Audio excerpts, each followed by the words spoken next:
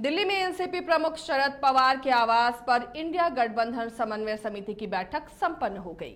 इसमें 12 दलों के नेताओं ने शिरकत की। तृणमूल कांग्रेस टीएमसी के अभिषेक बैनर्जी बैठक में हिस्सा नहीं ले सके। इसके लिए ईडी की ओर से सम्मन को उन्होंने वजह बताया। वहीं जेडीयू से ललन सिंह भी बीमार होने की वजह से इस बैठक में शामिल नहीं हो सके। कमेटी ने देश के अलग अलग हिस्सों में संयुक्त सार्वजनिक रैली करने का फैसला किया है। यह भी इस कमेटी ने तय किया कि वो सीट शेयरिंग की प्रक्रिया को आगे बढ़ाएगी और इस पर जल्द से जल्द फैसला लिया जाएगा। इंडिया गठबंधन समन्वय समिति की बैठक के बाद कांग्रेस महासचिव केसी वेणुगोपाल ने कहा कि कमेटी ने फैसला किया है कि पहली संयुक्त सार्वजनिक रैली अक्टूबर के पहले सप्ताह में भोपाल में होगी। इस रैली में महंगाई, बेरोजगारी और भाजपा सरकार के भ्रष्टाचार से जुड़े हुए मुद्दे उठाए जाएंगे। समन्वय समिति ने सीटों का बंटवारा तय करने की प्रक्रिया शुरू करने का भी फैसला किया है और समिति ने निर्णय लिया है कि सदस्य दल इसके लिए बातचीत करेंगे और जल्द से जल्द निर्णय लिया जाएगा।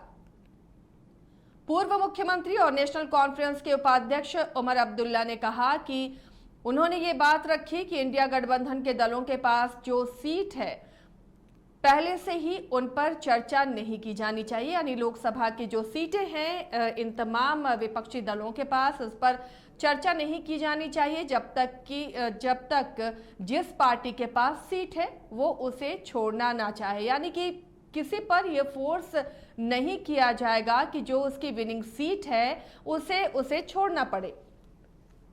भाजपा, एनडीए और गठबंधन के बाहर के दलों के पास जो सीटें हैं उनके बंटवारे पर चर्चा करनी चाहिए, यानी जो सीट जिसकी है, जिस पार्टी ने जो सीट पर कब्जा जमाया हुआ है उन सीटों को छोड़कर जो अलग, यानी कि एनडीए और शासित एनडीए के जितने भी पार्टियां हैं उनकी जो सीट है उस पर चर्चा हो और उस पर बंटवारे की बात हो। इधर झारखंड के मुख्यमंत्री हेमंत सोरेन ने कहा कि आज की बैठक में जो भी चर्चा हुई उसे केसी वेणुगोपाल ने सबके सामने रख दिया है और सारे घटनाक्रम पर नजर रखते हुए इंडिया अलायंस अपनी रणनीति पर काम कर रही है। समन्वय समिति के ज्वाइंट स्टेटमेंट में कहा गया कि बैठक में शामिल दल जाति जनगणना पर एक राय रखते हैं।